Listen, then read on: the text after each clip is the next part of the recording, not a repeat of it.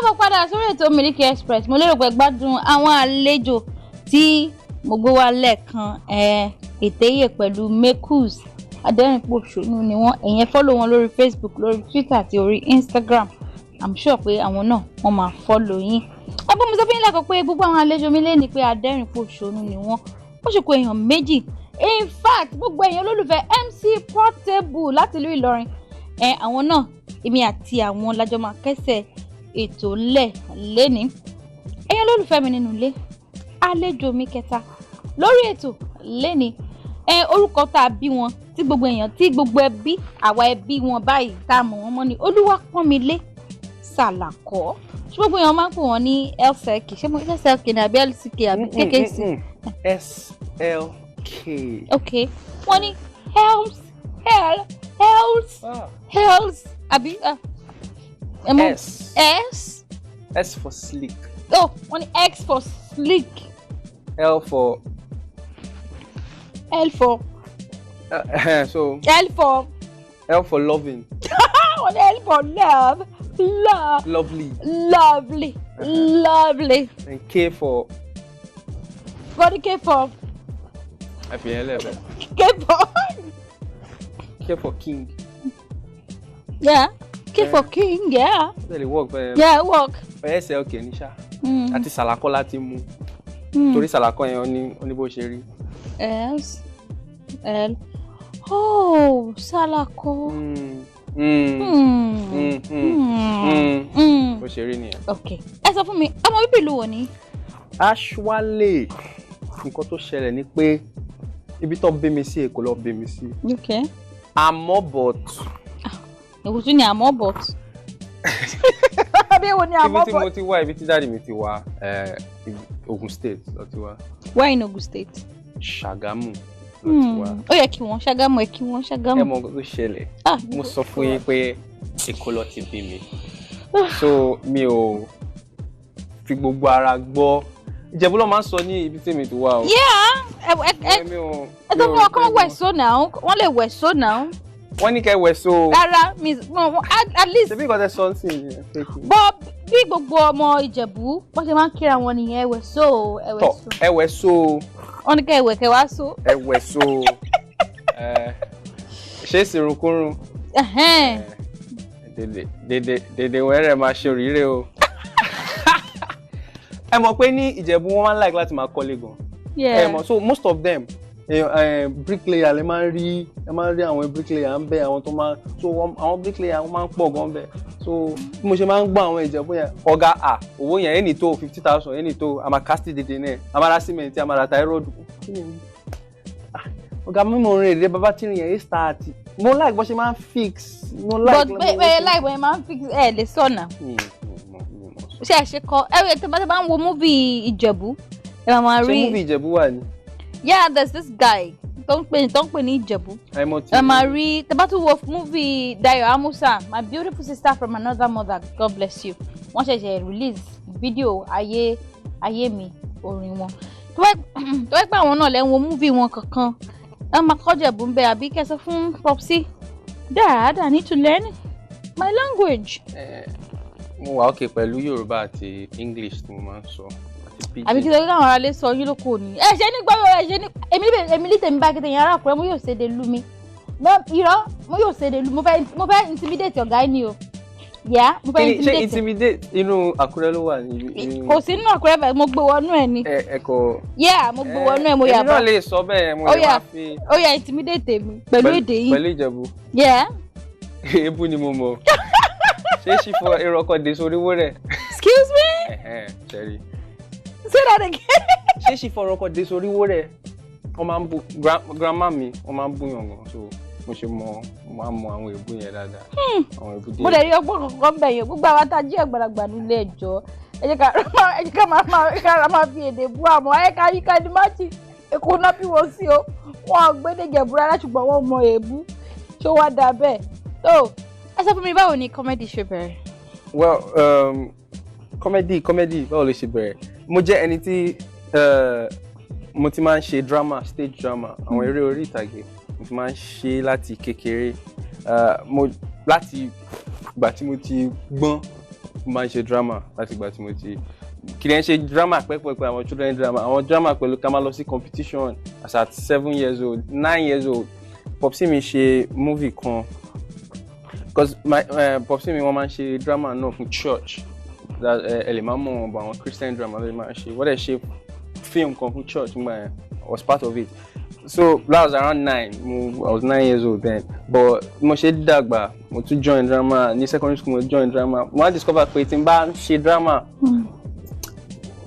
wá rẹ́rìn ṣá ni máa fi nǹkan sí máa I love stage mo like orí ìtàgé gan so ní school ní uni ní school mi ni mo kò decide pé kí n stand alone níjọ́ kan ó dẹ̀ work well fún mi so mo ṣe bẹ̀rẹ̀ stand up comedy yẹn but mo ṣe máa ń ṣe drama mo ṣe máa ń ṣe film mo ṣe. ó kẹ́ ṣe drama sí.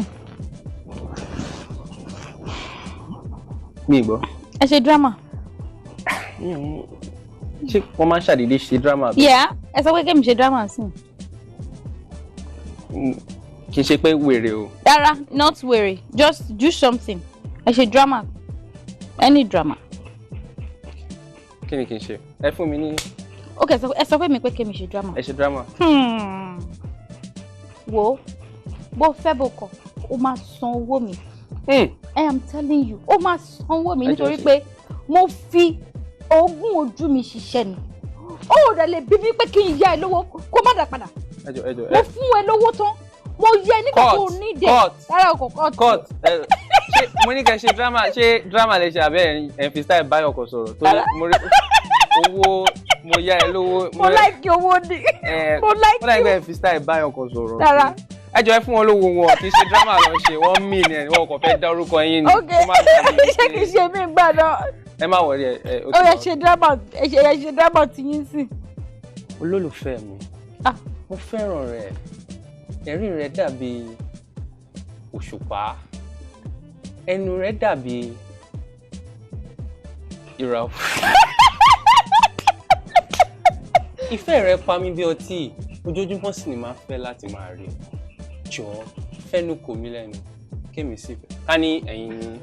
ẹnu ẹgbẹ́ pílò kẹfẹ́ ẹnu kò pílò. ṣé kí n kọ́ ọ̀tí nàbí ó yẹ kẹ́ bá mi ṣe fẹ́nu kò mí lẹ́nu. ẹgbẹ́ ẹgbẹ́ no wọ́n kémi like mo corporate.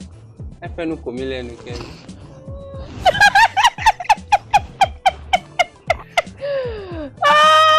gbogbo ẹ̀yin tẹ̀mí nínú ilé ẹsẹ̀ òkè ní àlejò mi fún àwọn tí wọ́n ṣe ń tan ẹ̀rọ amóhùnmáwòrán wọn ẹsẹ̀ k ní àlejò mi. now ṣé drama lẹ ti ṣe yẹn sí. ṣé kì í ṣe drama nìyẹn. ṣé kì í ṣe tèmi. ẹ ti ṣe ti yín. mo fẹ́ ṣe mí ni. ẹ má worry. mo fẹ́ ṣe mí. sódà kẹ mọ́ rò pé bóyá mo torí pé mo like owó. ó yá ẹ ṣe drama mi. ìfẹ́ mi. ẹ face mi èmi nìyẹn náà. ẹ̀yin kọ́ àwọn aráàlú olólùfẹ́ mi o. okay sorry. ìfẹ́ mi. yeah. ẹ̀mí mi. yes darling. ayọ̀ mi. my love. olówó orí mi. ẹni bí ọkàn mi. oh my god. ìdùnnú mi. I love you. I love you too darling.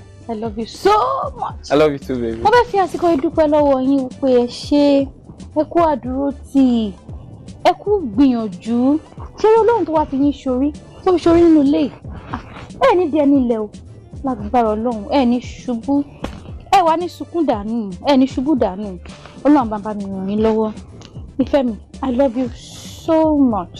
ayọ̀rọ̀lẹ̀ album launch mi mò ń prepare fún mo fẹ́ ṣe album launch mo ń prepare fún láìpẹ́ láì jìnnà mo fẹ́ lè sọ fún yín pé ẹ kú múra o nítorí pé àtẹ̀mí lájọ́ máa ṣe album launch yẹn o ènìyàn láṣọ mi màá máa kọrin náà ọjọ́ tó ní ọ̀sẹ̀ tó ń bọ̀ torí pé ẹ̀yin náà lẹ́ ń daṣọ àṣírí bò mí ẹ̀yin náà lájọ́ máa ṣe album launch yẹn o bẹ́ẹ̀ ni album tí mo ti ń pariwo láti bí ọdún kan sẹ́yìn pé album mi gbogbo olórin tó bá ti wá síbí màá ní fẹ́ feature wọn tó mo ti pò pọ̀ o tó àjọṣe ni pẹ̀lú àṣẹ Èdùmàrè dáhùn béèrè mi lẹ́ẹ̀kan mo ní ṣe kábàámọ̀ abẹ́.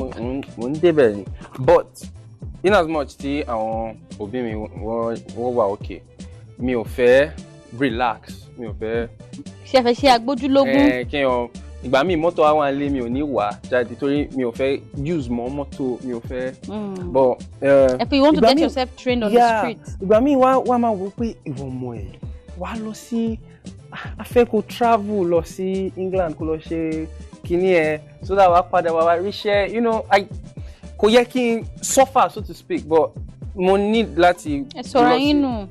Mo ní láti ṣọ́ra mi nù ìgbà míì máa trek láti school ó nígbà kan tí mo trek láti U-turn bus stop dé Tọ̀pẹ̀mú nínú òjò till today àwọn òbí mi wò mọ̀ nípa ẹ̀ and it would have been something tó jẹ́ pé driver lè wá gbé mi but I needed to go for a show driver ò lè gbé mi lọ sí show driver ò lè gbé mi lọ sí show and stuff like that but what like that like me and my guy D1 náà àwọn parents are abroad ló wà òun ó gbé ní Mushin ọmọ irú àwọn but sometimes you will just ìgbà míì a máa wò ó pé ṣé kí ni mo wá dìdì iṣẹ́ yìí gan ìgbà míì kò ní síṣẹ́ àní èèyàn kan ní pè wá ìgbà míì àwọn èèyàn á máa because I started very young ìgbà míì àwọn èèyàn á máa wò pé onígbà kan mo ṣe wedding Igbo wedding ni traditional wedding mi ti ẹ̀ mọ̀ pé traditional wedding ni mi ti wọ suit I was 19 I started very early so ìgbà tí mo débẹ̀ ani so who is the MC mi ti ẹ̀ mọ̀ pé groom who is the MC you are the MC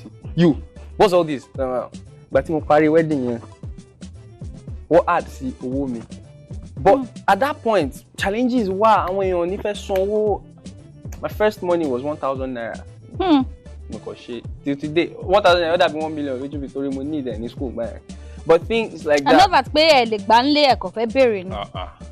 Not that although Ìjẹ̀bú ni dáàdì mi so wọ́n kì í fi bẹ́ẹ̀ fún mi lówó tí ọmọkùnrin fẹ́. onígbà kan tí owó mi tán monthly ló máa ń fún mi pocket money owó mi tán bí kan bí 20th or 21st mo ṣe pé dáàdì nìyẹn pé dáàdì wọ́n ní as finished ọ̀pẹ̀lẹ́ má worry ṣọmọ kan next month àtúnfẹ́ ṣé ẹ̀ ní fún mi tẹ́lẹ̀ ni that's the kind of person my father is and I'm glad he did that mo inú mi dùn sí wọ́n jẹ́ kí n well it's not like I wasn't glad then inú mi ò dùn sí ìjà yẹn but kò funny but adúpẹ́ lọ́wọ́ lọ. adúpẹ́ so káṣá sọ wípé ẹ kábàámọ̀ pé ṣe comedy. mi ò kábàámọ̀ so to say ó kàn jẹ́ pé àwọn ìgbà míì ni èèyàn lè wá discouraged díẹ̀ pé kò sí nǹkan kan nothing is moving kò sí anything but èèyàn ní láti try tó bá jẹ́ nǹkan téèyàn fẹ́ràn ló ń ṣe. so ká sọ pé ẹ fẹ́ràn wọn láti máa ṣe comedy. I love it. so Karen dey help ẹ bá mi ṣe comedy fún àwọn ará ilé jẹ́ kó rẹ́rìn. ẹ̀rín dá o kò jẹ́ pé àwọn ẹ̀rín tí popsi mi bá ń rẹ́rìn ẹ máa wish pé wọ́n kì í rẹ́rìn ó láwọn ẹ̀rín kan tó jẹ́ pé wọ́n máa end ẹ̀ bí àwọn òyìnbó ṣe ń sọ they will end it abruptly popsi very serious person but tó bá ń rẹ́rìn ẹ máa wish pé wọ́n rẹ́rìn wọ́n lè máa sọ̀rọ̀ pé wá pa wọ́n lẹ́rìn. So what I'm trying to say basically is that irú ẹ̀rín wo ni ó dẹ̀ láwọn ẹ̀rín mi tó jẹ́ pé tẹ́ bá fẹ́ rẹ́rìn tó bá jẹ́ pé bóyá ẹ kò respect èèyàn yẹn ẹ kò fẹ́ fẹ̀rín sí bí irú kí bọ́ọ̀sì yín ní ọ́fíìsì kó pa yín lẹ́rìn month dẹ̀ ti fẹ́ parí ẹ fẹ́ gbowó oṣù ó dẹ̀ sọ̀rọ̀ kan bóyá ó fọ́nì àbí kò fọ́nì ẹ ṣáà rẹ́rìn but you can't cheat nature èèyàn lè mọ̀ tí ẹ̀rín kan ò bá genuine máa kàn yín tọkùnrin bá rẹ́rìn tí ò wá láti inú ẹ̀ tó bá kàn fẹ́ rẹ́rìn support yín ó máa drag ending yẹn máa drag ó ti mọ̀ pé máa sọ bóyá ó gbọ́. bàbá yìí funny gan is a lie irọ́ ni fake laughing but táwọn obìnrin burú táwọn obìnrin bá fẹ́ rẹ́rìn tí ò dénú wọn ẹ̀ ti mọ̀ wá rest at the end láti fi mọ̀ pé ẹ̀rín ọ̀run jẹ́ ní ẹ̀ sọ̀rọ̀ kan.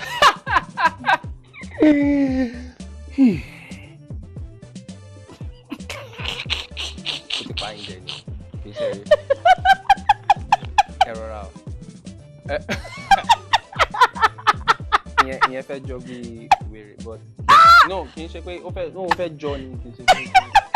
ó yẹ kí ni Twitter àdúyí Facebook àdọ́ọ̀dà jàre. kí ni Yorùbá Twitter ṣé social media ẹlẹ́yẹ ni. Yeah, social media ẹlẹ́yẹ. ṣé ìyẹn ni Twitter Instagram SLKOMEDY SLKOMEDY follow me SL comedy sorry mi ò pé ni. I don't know. mi ò follow me. Follow me. That's not possible. Lara Olubo 12 follow me. Lara Olubo 12. Lara Olubo 12. Yeah, I'll follow you. Follow me. I'll follow you wherever you're going. Your people shall be my people. Yàrá lé mo ti fura sí bọ̀dá yìí. ẹ má fura o, that's the truth. Ẹ ti find you. Ẹ wá máa lọ lé Facebook ńkọ́.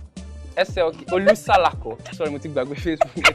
Ẹ ti dorí mi rú. I'm so sorry. Olusalako. That's my Facebook. Okay. Olusalako. But Instagram SLComedy. SLKOMEDY. Twitter SLKOMEDY. Okay. Ó wá ìtẹ̀mí nínú ilé. Àlejò mi ní. Ṣé ká lọ sílé agbára? Tí mo bá padà dé, ẹ̀yin àti MC Portable lẹ́jọ́ máa wọlé dé. Ẹ fi dédé àsìkò.